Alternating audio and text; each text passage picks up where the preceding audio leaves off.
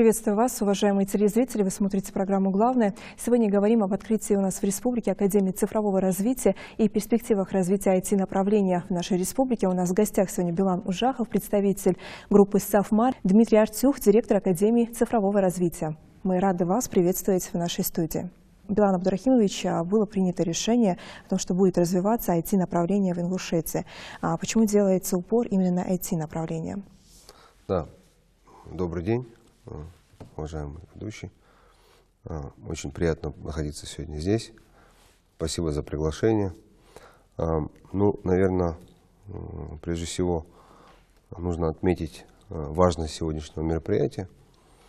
Отвечая на ваш вопрос, на сегодняшний день одна из главных задач, которую ставит перед собой правительство Республики Ингушетия, это повышение уровня жизни населения, ну и повышение уровня цифровой грамотности нашего населения. Это важные направления, которые будут способствовать общему развитию региона. Основной потенциал, на наш взгляд, нашей республики – это наша молодежь. Огромное количество молодежи со здоровыми амбициями, запросами самореализации. У нас очень хорошая молодежь, очень грамотная, перспективная. И именно, на наш взгляд, направление IT позволит им самореализоваться. Это очень правильно ложится в канву и в стратегию общем и государства Российской Федерации по поручению правительства и президента.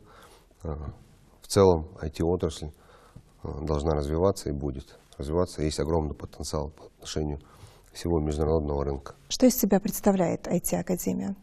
На сегодняшний день это ряд мероприятий. Вообще идея в создании IT-кластера в республике, она родилась относительно недавно по приглашению главы, по поручению правительства с полной поддержкой группы «Сафмар» Михаила Сафарбековича. Планируется открытие IT-кластера, в который входит ряд мероприятий. Вообще, что такое IT-кластер? IT-кластер – это ряд мероприятий, инициатив, в том числе образовательных, законодательных, инвестиционных и инфраструктурных мероприятий, которые необходимо реализовать для того, чтобы в целом поднять инвестиционную привлекательность региона. Безусловно, как во многих начинаниях, образовательная часть, она имеет очень важное значение. На сегодняшний день планируется в рамках образовательной части IT-кластера открытие Академии цифрового развития, в которую будет входить и Школа-21, и IT-акселератор. Дмитрий Владимирович, кто сможет поступить в Академию, какие будут требования к поступающим и что из себя будет представлять подробнее Академия? Дополните, пожалуйста. Если позволите, здравствуйте, уважаемые зрители. Хочу немножко дополнить Билана про важность IT для республики и почему мы концентрируемся именно на IT-секторе здесь. Как уже сказал Билан, очень много молодежи, молодежь талантливая. При этом есть задача повышать благосостояние региона. И IT – это одна из тех сфер, тех немногих сфер, которые позволяют привлечь деньги в регион достаточно быстро при наличии квалифицированных кадров. Да? То есть если там, мы открываем какой-то завод или развиваем любую другую отрасль, то нам нужно сначала построить площадку, подвести туда коммуникации, сделать очень большое количество инфраструктурных вложений. Мир сейчас быстро меняется, не факт, что это все окупится, у инвесторов очень высокие риски. Когда мы говорим про IT, это скорее история про то, что мы готовим специалистов. Эти специалисты уже сразу смогут зарабатывать деньги, деньги придут в регион. При этом при дальнейшем развитии это как раз та самая группа специалистов, которая, как правило, очень востребована для крупных предприятий или там среднего бизнеса. Поэтому выбрали IT как первое направление, которое там нужно развивать в республике, потому что мы получаем эффект мгновенно, в моменте времени, при этом дальше это можно развивать, это тоже имеет синергию с инфраструктурными вложениями в республику. Стали анализировать, собственно, кто же нужен в первую очередь, поняли, что Наверное, упор нужно делать на разработчиков, потому что разработчики, программисты — это те люди, которых приходится готовить дольше всего в IT-сфере. И подобрали партнера, собственно, школа 21. Это база для нашей академии. Это как раз та самая проверенная методология, которая позволяет готовить разработчиков с хорошим системным уровнем. То есть это люди, которые учатся сначала программировать на C, изучают базу того, как работают IT-системы, компьютеры, сервера, сетевые технологии. Параллельно изучают прикладные языки программирования, Python, Java, JavaScript, Golang. И при этом выходят уже где-то на 2-3 год на какую-то конкретную специализацию. Кто-то уйдет в машинное обучение, кто-то уйдет в гейм-девелопмент, разработку игр, у кого-то это будет работа с данными, Data Science, а у кого-то, возможно, это будет машинное обучение, искусственный интеллект. Помимо разработчиков, которых мы будем готовить вместе со школой, мы планируем еще развивать программы для тех, кому программирование, возможно, не подходит. Кто-то хочет стать дизайнером, кто-то хочет быть руководителем проектов, так называемый project manager, да? Кто-то хочет создавать, разрабатывать продукты, продуктовое направление, product management, а кто-то вообще в принципе хочет стать предпринимателем скорее и руководить бизнесом в целом. Вот для этих людей мы будем создавать акселератор, про который, собственно, сказал Билан Абдурахимович. Это такая же неотъемлемая часть академии, как и, собственно, школа и дополнительные образовательные программы. Поступить в академию сможет любой человек от 18 лет плюс. Нет ограничения по возрасту абсолютно. Более того, есть некие предубеждения, что люди там, среднего, старшего возраста, там, 35, 40, 50, 60 лет, не могут сменить профессию и стать айтишниками. В целом миф уже довольно давно опровергнут, и у школы есть много довольно успешных случаев, когда люди там, скажем так, среднего возраста и старше приходили, начинали учиться и за год-полтора уже, собственно, меняли профессию. Что еще важно осознавать про программу Академии, это возможность уже где-то через год начать зарабатывать деньги. То есть само обучение длится 2,5-3 года, в среднем в зависимости от того, сколько человек уделяет времени обучению. Но за год уже выходишь на стажировку, год-полтора человек выходит на стажировку, получает свою первую работу. При этом для тех, у кого уже есть какая-то база, или для тех, у кого хорошо с математикой, кому повезло со школой и с учителями, мы будем готовить дополнительные программы, тестировщики, какие-то специализированные просто курсы по конкретным языкам программирования, так, чтобы человек за полгода-год, имея уже какую-то базу, мог выйти на рынок труда и начать зарабатывать деньги. То есть человек будет продолжать учиться, но он уже начнет зарабатывать. Билан Абдурахимович, есть ли в регионе на сегодняшний день определенная база, на которой вы могли бы опираться, или же все-таки IT-кластер будет развиваться с нуля? Безусловно, какие-то начальные этапы уже существуют в республике, но предстоит очень огромная работа. Вчера была встреча с предпринимателями из IT-индустрии. На мое удивление, у нас достаточно очень хорошие перспективы. Есть компании, которые разрабатывают потенциально эффективные и пробивные проекты, которые могут стать конкурентами международным проектам.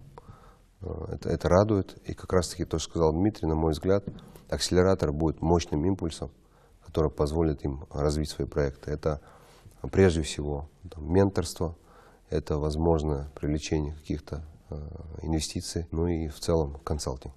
Уже есть у Академии цифрового развития свой сайт, мы на него вышли. Говорится о том, что уже есть старт программ в ноябре, принимаются заявки. Вот есть ли желающие уже, как говорится, приобщиться к Академии цифрового развития? Да, есть довольно большое количество запросов, мы их постепенно разбираем. Наверное, понятно, ожидаемо то, что часто нам пишут, скажем так, с запросами, не касающимися Академии. Но уже сейчас мы видим порядка чуть менее 1000, скажем так, заявок, которые к нам пришли. Мы при этом понимаем, что заявки очень разнообразные. Часть заявок идет от людей, которые бы хотели устроить в Академию своих детей. То есть часть людей младше 18 лет. При этом не первым этапом, но я думаю, что в следующем году мы будем готовить, в том числе совместно с предпринимателями Ингушетии, будем готовить образовательные программы и программы поддержки школьников. Потому что, ну, как мы уже обсудили до этого, важно знание математики. На самом деле в республике оно на достаточно хорошем уровне, то есть если брать даже в среднем по России. Коллеги здесь сделали довольно много, то есть есть определенные образовательные программы, в частности, например, «Код будущего», то есть когда уже прям в школе готовят детей программировать, тех, кто хочет, тех, у кого к этому есть склонность. И вторая вещь, которая важна, как минимум на текущий момент для развития в IT, это изучение английского. Несмотря на текущую международную обстановку, значимая часть информации, особенно в IT-сфере, она на английском языке. И, безусловно, российская база развивается быстро. Тем не менее, необходимо знать английский хотя бы на среднем уровне для того, чтобы быстро и эффективно развиваться в IT-сфере. Вот это те два навыка, которые, собственно, наверное, я бы порекомендовал родителям развивать у детей, если они хотят, чтобы ребенок начал работать в IT-сфере. Мы будем в этом помогать, но основной фокус сейчас на 18+, смотри выше, потому что это те люди, которые уже сейчас смогут зарабатывать деньги, улучшить благосостояние своей семьи и помочь республике развиваться. В следующем году, безусловно, будем усиливать направление по работе с школьниками старших классов. Возможно, делать какие-то специализированные олимпиады, конкурсы, программы поддержки. Внимательно смотрим на республику, понимаем, что есть сложность логистического характера для жителей отдаленных регионов республики, то есть далеко не всегда люди могут себе позволить доехать в Магас или в Назрань, даже если есть какое-то учебное заведение. И здесь опять же есть плюс IT в том, что если есть интернет, то в целом можно учиться удаленно. Да? То есть это все равно лучше, чем не учиться. Как-то так. Логистические проблемы может решить еще и отель, который будет открыт. Безусловно, да. Стоит отметить, важной частью образовательного этапа IT-кластера является отель. Это некая инфраструктура, в том числе для студентов, в первую очередь для студентов. Это будет совершенно бесплатное размещение для студентов из Ингушетии и не только, из отдаленных регионов, кто захочет разместиться в отель. Мы видели, да, инфраструктуру. В действительности это впечатляющий проект, и очень много людей, которые рады его реализации у нас в регионе, точно так же, как и других инвестиционных и благотворительных проектов группы «Сафмар». За это большое спасибо. Я так понимаю, заинтересованы еще и в том, чтобы жители других регионов обучались в Академии цифрового развития. Вы знаете, вначале у нас было опасение, что мы не сможем заполнить достаточным количеством учащихся в Академии, но уже с первых недель открытия заявок мы видим, что более около 1000 заявок на обучение. Поэтому по ощущениям сама школа и академия будет заполнена практически полностью нашими жителями. Заявок очень много, я так понимаю, будет отбор? Ну, я бы, наверное, избегал слова «отбор». Скорее мы будем создавать максимально комфортную среду и возможность для обучения людей. То есть понятно, что стартовый уровень у всех разный, и те, кто не смогут попасть в, скажем так, первый набор, да, то есть мы для себя видим целью довести до окончания обучения максимальное количество тех, кто к нам пришел. И понятно, что в первую очередь мы будем брать тех, кто наиболее готов в первые потоки. Тем же, кто хочет учиться, но по тем или иным причинам не хватает каких-то знаний, мы видим, что есть иллюзия, что такое IT. И мы будем помогать расставить точки над «и», подготовиться для того, чтобы они могли прийти на профильный для них курс к нам. На своем примере расскажу. Мне нравится программировать, я время от времени это делаю. При этом я понимаю, что работать программистом я бы скорее не смог. Это во многом даже не про знания и подготовку, это про психотип, тип личности, то есть это требует значимой усидчивости, это требует умения долго концентрироваться на достаточно сложных проблемах, ну, то есть на разных уровнях они разные, но тем не менее ты всегда, каждый раз, когда программируешь, решаешь какую-то задачу. Не всем это подходит.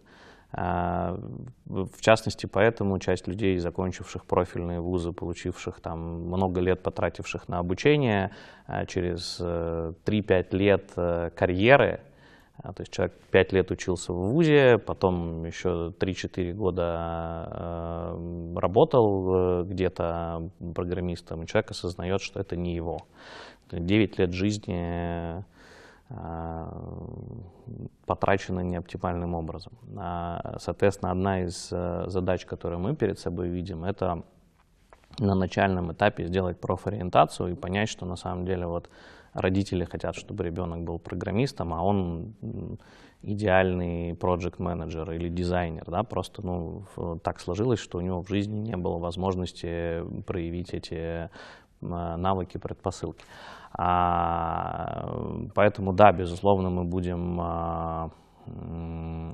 распределять людей по потокам и направлять в наиболее оптимальные сферы. Наверное, вот скорее так, да, распределение и подбор оптимума ни в коем случае не отбор, фильтрация или какие-то такие слова, они мне скорее не нравятся в контексте образования. Но это, вероятно, является еще и преимуществом Академии цифрового развития перед отличием перед да. стандартными системами. Все-таки давайте смотреть правде в глаза. При всех своих плюсах традиционная система образования, она сформировалась в эпоху индустриализации. Она была и пока часто остается направленной на обеспечение предприятий работниками. И в целом, это в базе лежала фабричная система. Конечно, за последние 50-100 лет много изменилось. Тем не менее, фабричная система в базе осталась. То есть нужно было подготовить людей для того, чтобы их можно было сделать взаимозаменяемыми. Да? Мы скорее все-таки, и IT, кстати, в этом плане, наверное, отличается довольно сильно от других сфер. Мы скорее готовим людей с учетом их индивидуальных особенностей и стараемся помочь раскрыть потенциал каждого. Вот в этом, наверное, отличие подхода школы 21, того, что мы будем развивать и строить в академии, потому что в России достаточно хорошее образование, одно из лучших в мире. От региона к региону есть свои отличия, тем не менее, в целом При желании можно учиться в традиционном формате. Если тебе нужен диплом, то у нас довольно много вузов, школ, колледжей в целом в любом регионе. Если же нужны знания и навыки в тех сферах, которые интересны конкретному человеку, ну, приходите к нам, мы их поможем вам получить и развить. Это все-таки, да, вклад в человеческий ресурс, а не просто, как вы отметили, диплом. Будет действительно учитываться, если и качество каждого человека, то это замечательно. Возможно, человек даже не знает, какой у него потенциал, а вы сможете его раскрыть. Мы постараемся. Билан Абдурахимович, те специалисты, которые станут выпускниками Академии цифрового развития, их дальнейшая судьба, трудоустройства, она тоже предусмотрена? Вы об этом позаботитесь? Мы в процессе разработки концепции. Важно разделить. На сегодняшний день, когда мы говорим про Академию цифрового развития, школу и акселератор, здесь есть очень важная развилка. Дмитрий меня, безусловно, дополнит. На наш взгляд, выпускники школы 21 на базе французской методологии обучения, адаптированной Сбербанком в Российской Федерации, сегодня есть уже успешный опыт, там порядка 4000 обучающихся, которые нашли свое применение своему обучению. Они уже работают во многих корпорациях. И очень важно отметить то, что многие из них, не покидая свои регионы, удаленно нашли применение своим знаниям. Многие из них работают в российских крупнейших фирмах, развивают свои продукты. Также часть студентов нашли применение в собственном бизнесе, то есть открыли свои какие-то компании, начали свои проекты. И здесь очень важно, наверное, отметить то, что все зависит от самого студента, от обучающего. Какие у него цели и какие у него в будущем задачи, которые он ставит перед собой. Важно понимать, что следующим этапом обучающего возможно перспектива открытия собственного бизнеса, и мы готовы помочь ему в этом, именно в акселераторной части. Отметили, что ребята смогут трудоустроиться уже в первый год своего обучения. Это заманчиво для многих.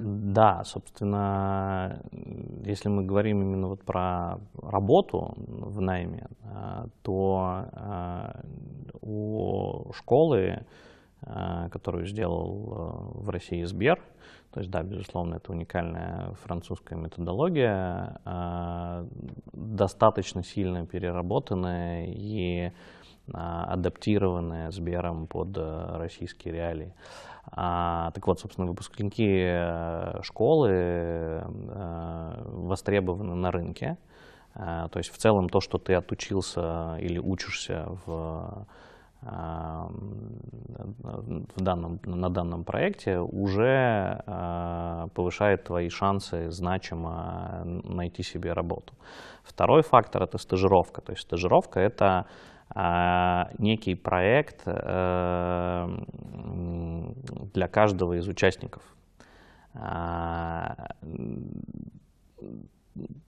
Наверное, один из важных навыков, который человек получает в академии, это навык отвечать за происходящее с ним, за свою судьбу. И можно бесконечно устраивать людей куда-то на работу. Наверное, это работает. Но можно один раз научить человека правильно искать себе работу.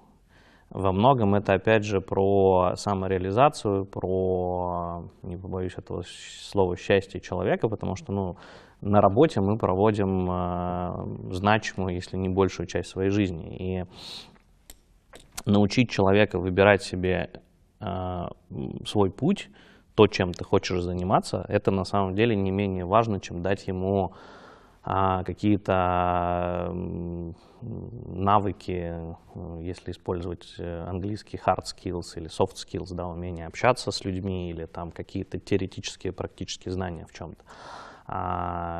Умение понимать себя. Да? Если ты понял себя, ты точно найдешь себе дело по душе. Вот, наверное, это одна из тоже наших задач. В практическом плане, когда участник академии доходит до этапа стажировки, у него есть поддержка и объяснение, как искать там первую работу, на чем делать упор, как проходить собеседование, в какие компании идти. Потому что часто у человека есть навыки, но он не знает, где они могут быть востребованы. То есть кому-то кажется, что, например, IT — это только Яндекс, Авито, ВК, Сбер, да, то есть какие-то крупные компании. Сбер в этом плане, кстати, сделал очень многое для того, чтобы поменять восприятие финансовой сферы в головах людей. Потому что Сбер — это сейчас сильно-сильно больше, чем банк, да? Это огромная целая экосистема, так же, как и ВК или Яндекс, да? То есть Яндекс тоже не только поисковик. Но на самом деле IT сейчас есть уже практически везде. IT есть в госорганах, его очень много, и одна из задач, которую мы для себя видим, это повышать уровень подготовки госслужащих.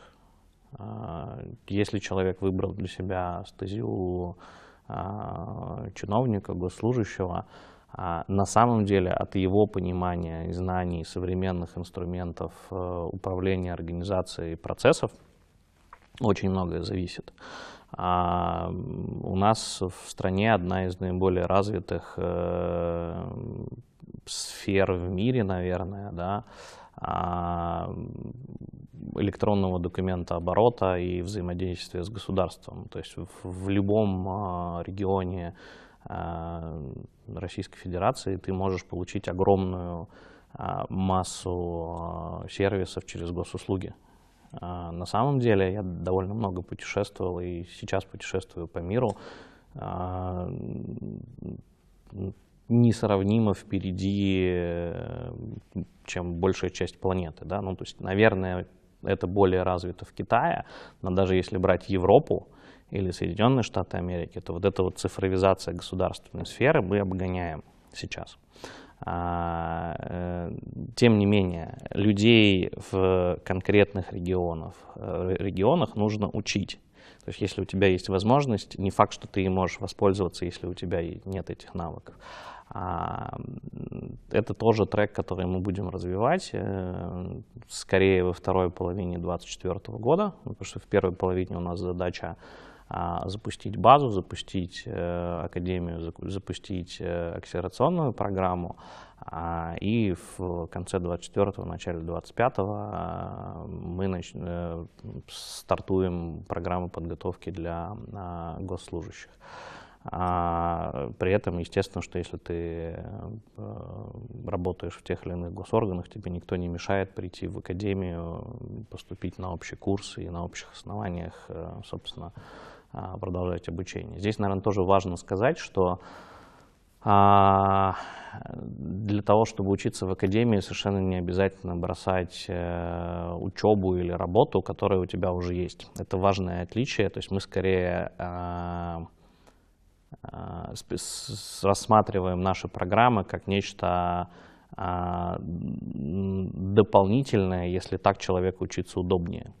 Совмещать с работой или совмещать с учебой в традиционной системе образования, колледж, вуз.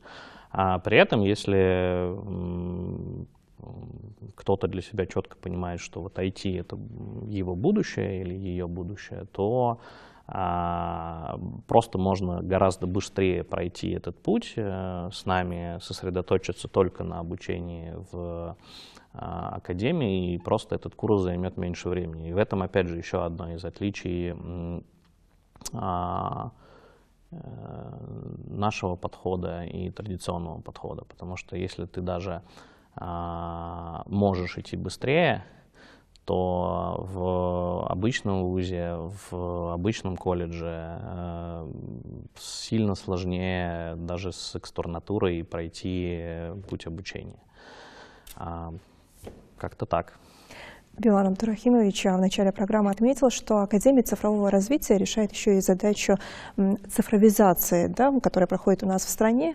Хотелось бы узнать ваше экспертное мнение по поводу того, что в нацпроекте предусмотрены различные проекты для детей, для организации их дополнительного досуга, и они с уклоном в IT. Это IT-кубы открываются в нашем регионе, точки роста, открываются кванториумы. Как вы думаете, вот они могут стать трамплином для детей в будущем, заинтересовать их в программировании? Да, абсолютно однозначно. Причем я бы смотрел на IT все-таки чуть шире, чем программирование.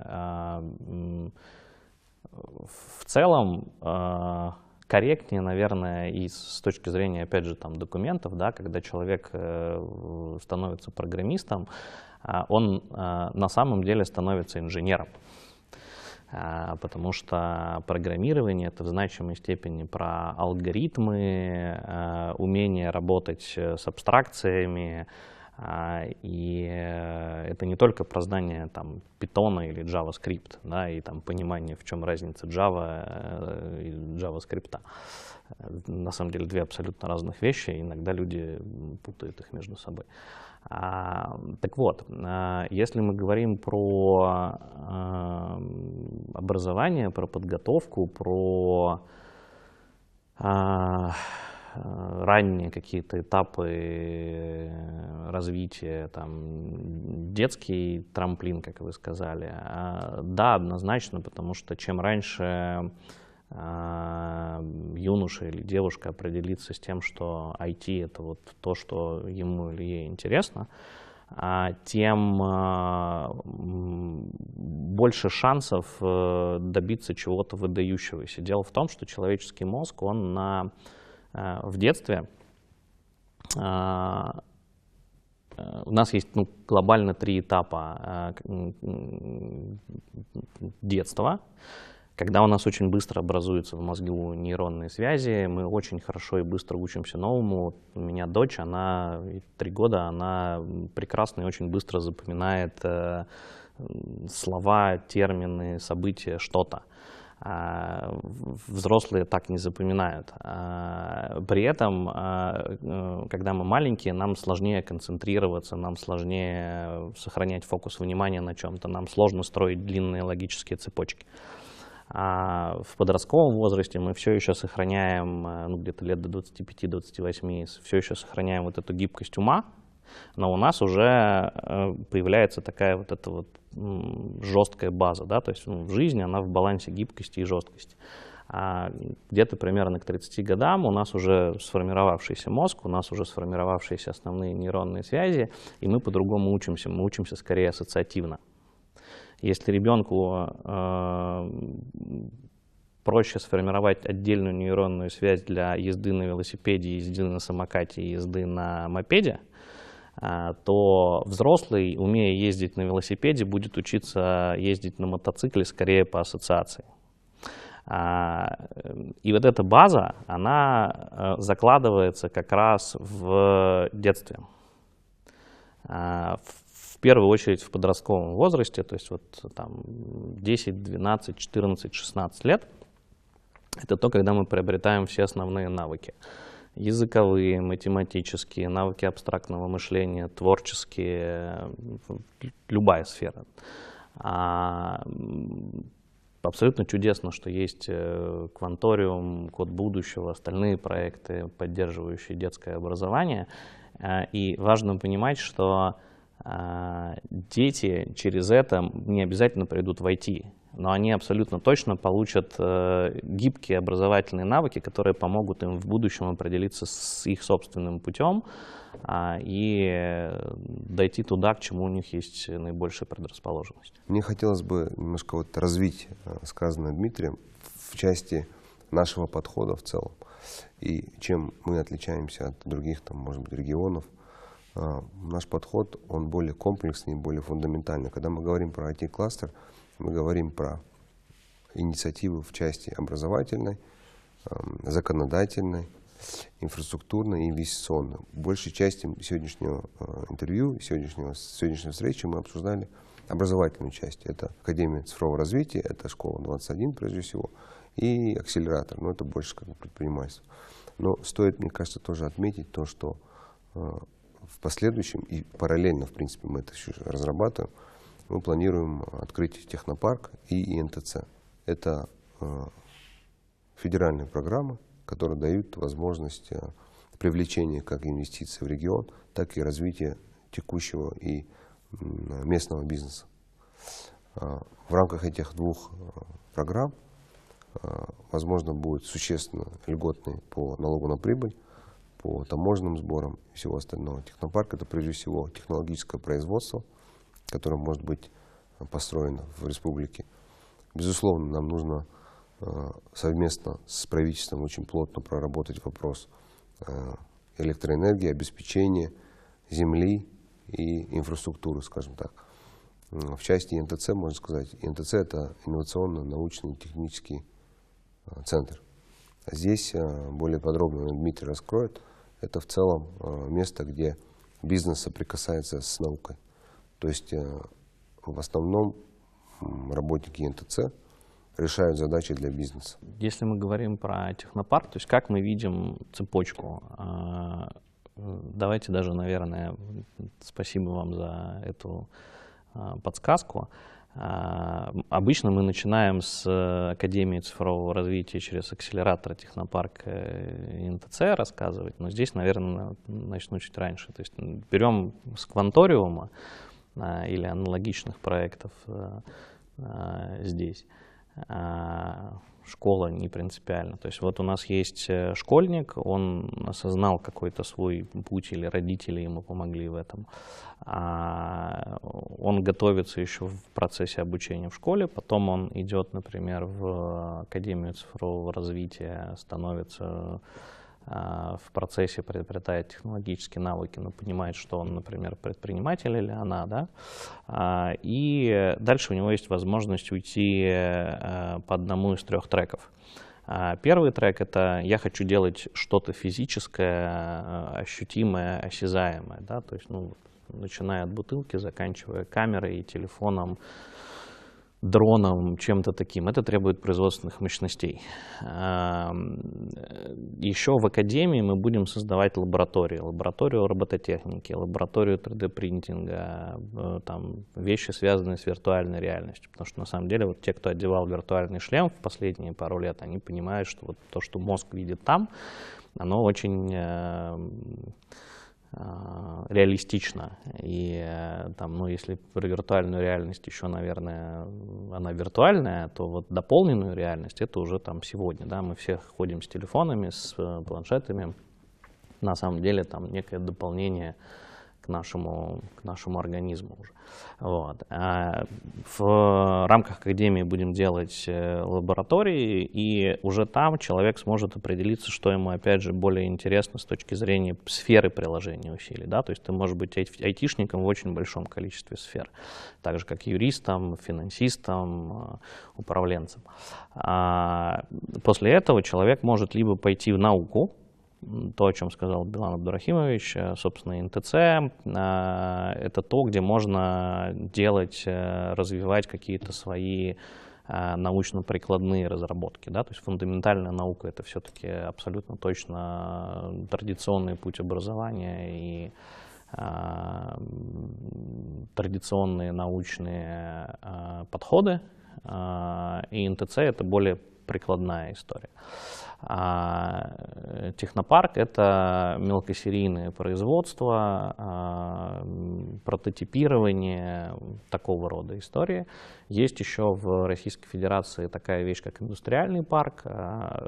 Скорее всего, как минимум на данном этапе, вряд ли он нужен в Ингушетии, потому что это про большое масштабное производство, это требует очень большого количества земли, это требует огромных логистических усилий, да, то есть это там ЖД, автомобильные дороги и прочее. Все-таки регион горный, здесь есть своя специфика. Но ничто не мешает, что называется, взять что-то, сделать в Ингушетии, в технопарке, если оно получило достаточное развитие на федеральном уровне, перенести это с точки зрения масштабирования на ту или иную территорию в Российской Федерации, где индустриальные парки уже есть. Что дает? Дает, как уже сказал Билан, льготные режимы. То есть, как правило, сложнее всего что-то запустить и прожить на старте первый год, полтора, два, три. Всем инвесторам очень интересен бизнес, который уже встал на ноги. Все готовы инвестировать, когда ты можешь показать трекшн, показать экономику, все классно. Но вот любой стартап с точки зрения налоговой — это компания, находящаяся в предбанкротном состоянии. И нужно еще найти инвестора, который будет готов в это все вложиться, особенно в текущих с текущими экономическими реалиями. Поэтому государство идет навстречу бизнесу, государство идет навстречу технологическим компаниям, научным центрам и создает спецрежимы. То есть, если это все сделать по всей стране, то тогда в стране не будет экономики. Но точечно создаются территории, специальные режимы, в которых, пройдя определенный фильтр, вот здесь уже как раз совершенно корректно говорить об этом, да, что любые компании, которые так или иначе попадают в технопарки или в НТЦ, они должны пройти фильтр, они должны взять на себя определенные обязательства перед людьми, перед государством, и их потом, соответственно, выполнять. Вот это та часть, которая там будет реализована в технопарке НТЦ. Это сильно сложнее сделать в первую очередь для правительства республики, для граждан республики, чем школа, академия. Здесь мы просто можем прийти, взять здание, найти на это финансирование, открыть, запустить, и оно работает. Если же мы говорим про ИНТЦ и технопарк, то это вот требует значимого вовлечения всех, кто живет в республике. Кому-то придется, там, не знаю, решить эффективно задачи, связанные с энергообеспечением. Кому-то придется решать задачи логистики, дорог, кто-то будет заниматься стройкой, и поскольку это федерального масштаба история, там нужно выдерживать федеральные стандарты качества и соблюдать федеральные подходы, что не всегда оптимально для того или иного региона, и Ингушетия здесь не исключение. Реализация проекта технопарка и вообще, в общем, IT-кластера — это все-таки работа, в которой вам должны еще сопутствовать в правительстве нашего региона. Я так понимаю, есть определенные дедлайны, которые вы для себя ставите. Вот к какому году вот IT-кластер полностью будет сформирован в регионе? Я, конечно, понимаю, что это та сфера, в которой постоянно происходят какие-то микрореволюции, она постоянно обновляется, меняется, но тем не менее, вот, окончательно. Если можно, я отвечу. Да, здесь принципиально важная вещь, которую нужно, наверное, осознать, понять, в чем-то принять. IT — это не вещь, которая вот ты ее сделал, и она закончилась. Да? Ты можешь взять и построить здание, но потом все равно кто-то это здание эксплуатирует. И это разная работа — строить здание и эксплуатировать здание. Когда же мы говорим про большую часть IT-проектов, особенно современных, да, крупных, значимых, это почти всегда попытка строить что-то и эксплуатировать это одновременно. То есть это непрекращающийся процесс. Одна из центральных тем в IT — это версионирование, потому что в крупных компаниях релизы могут случаться 1-2 раза в неделю даже, да, там на более мелких проектах это, как правило, там 2-недельные спринты, то есть что-то становится доступно пользователям раз в 2 недели. То есть это нечто обновляющееся каждые 2 недели или несколько раз в неделю. И в этом, наверное, отличие мышления IT-предпринимателей, IT-специалистов от традиционных сфер, да, потому что ты нашел кусок земли, где есть нефть, ты построил там, сделал геологоразведку, построил там вышку, и ты потом качаешь эту нефть сколько-то там. У тебя значимая задача — это работать с ценой, с поставками, то есть это уже больше про экономику, но это больше про эксплуатацию, да, там очень много сложных процессов, в том числе где-то поддерживаемых с точки зрения IT. IT вообще в целом сервисная инфраструктурная функция, то есть это вот такое полотно, которое проходит через все сферы жизни и экономики, и где-то приносит чуть больше пользы, где-то приносит чуть меньше пользы, но это вот то, что поднимает общий уровень. Поэтому, ну, корректнее, наверное, сказать, что наша задача, как мы ее видим, это создать базу и создать самоподдерживающуюся систему. И в этом плане задача для правительства региона, задача для предпринимательского сообщества региона, она, ну, наверное, даже более значимое вовлечение всех этих людей, чем какие-то наши усилия. То есть, да, мы даем старт, мы это поднимаем, а дальше оно должно жить само. И вот, ну, с нашей точки зрения, наверное, это горизонт 3-5 лет. Вряд ли это получится сделать быстрее, слишком системные изменения. Первые из которых мы увидим уже там в следующем году. Да? На самом деле сейчас мы уже видим. Вот мы вчера собрали предпринимателей региона, IT-предпринимателей, и просто люди в процессе общения, обсуждения там, того, что мы бы хотели сделать, наших идей, стали делиться своими идеями. И мы видели потом, когда мероприятие уже закончилось, как люди, которые друг друга давно не видели, друг с другом не общались, стали что-то обсуждать между собой. Да? То есть у них возникли какие-то идеи, и не факт, что мы им нужны для того, чтобы эти идеи реализовать. И вот это, наверное, тот эффект, который мы бы хотели увидеть и развить. Хотелось бы здесь дополнить, я абсолютно согласен с Дмитрием. С нашей стороны наша задача прежде всего дать толчок для развития. Это местных предпринимателей, в том числе нашей молодежи, чтобы они сами старались что-то делать. Хотелось бы отметить то, что радует полная поддержка правительства и главы. Есть полное взаимопонимание, и они драйвят эту повестку вместе с нами. Это нас очень радует, и совместно мы уверены, что достигнем больших успехов.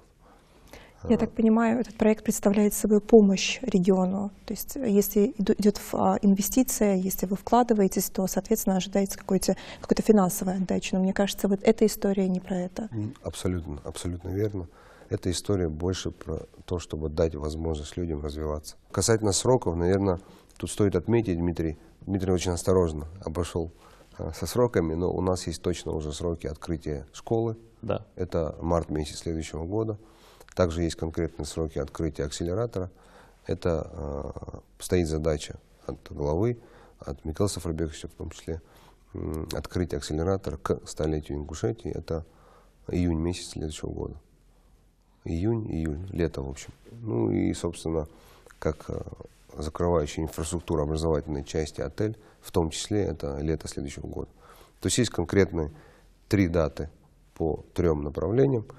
Что касается IT, технопарков и индустриальных парков и НТЦ, тут мы находимся в разработке совместно с правительством. К сожалению, не только от нас все зависит, нам нужно очень серьезно поработать. Очень много предстоит сделать. Но радует то, что все на одной странице и все на одной волне. Спасибо вам. Мы, в свою очередь, благодарим вас за реализацию этих проектов у нас в регионе. И, конечно же, за участие в нашей программе. Это была интересная беседа. И я думаю, что даже людей очень далеких от IT сегодня мы смогли заинтересовать. Я, наверное, хочу сказать еще одну вещь вот к вопросу интересной беседы. И тех, кому интересно будет, наверное, узнать что-то новое. В рамках Академии мы делаем, наверное, один из лучших, если не лучший на Кавказе, мультимедийный центр. То есть у нас будет помещение, аудитория с максимально современным мультимедийным комплексом, экран, подключение. Достаточно сложно привести в Ингушетию кого-то, да? Еще можно кого-то привести из Москвы, Питера, Новосиба, но, как правило, те люди, которые делают что-то интересное и еще умеют про это рассказывать, у них очень плотный график. То есть, ну вот, найти время в графике Билана Абдурахимовича уже сложно. Да? Он его находит, но для него Ингушетия — это родной регион. Для людей из других регионов с другими жизненными установками это еще сложнее, как правило. Поэтому мы про это тоже подумали и будем запускать, надеюсь, на еженедельной основе или даже чаще программы, когда каждый житель сможет прийти в наш лекторий, наверное, в данном случае корректно это назвать так, и послушать что-то, живое выступление, позадавать вопросы тем интересным спикерам, которых мы будем искать по всей России и в мире. Кажется, что вот эта вот составляющая, когда ты даешь новое знание, по объективным причинам недоступное в регионе, да, с географической как минимум точки зрения, оно натолкнет всех, кто живет в республике, на поиск каких-то новых путей развития здесь. Наверное, вот это та часть, про которую тоже очень сильно хотелось рассказать, что академия — это не только про вот приходи учиться к нам и вот иди по нашему треку. Это в целом место, где люди смогут собираться, общаться, получать знания, обмениваться этими знаниями и запускать какие-то совместные проекты. Хотелось бы отметить то, что все, что сегодня происходит в республике, это мощный стимул, созидательная энергия, которая позволит, вот ряд всех этих инициатив позволит очень сделать большой, огромный прорыв в развитии молодежи, прежде всего, увеличение рабочих мест в достойном вознаграждении, увеличении уровня жизни населения. И мы сделаем все от себя зависящее для того, чтобы это было максимально эффективно. Спасибо, что нашли время в своем графике, пришли к нам в студию, рассказали об этих проектах. Они очень значимы для нашего региона. Отметила это в ходе программы не раз. Дорогие телезрители, сегодня у нас в гостях был Билан Ужахов, представитель группы «Сафмар», и Дмитрий Артюх, директор Академии цифрового развития. Дорогие телезрители, спасибо, что были с нами. До новых встреч в эфире.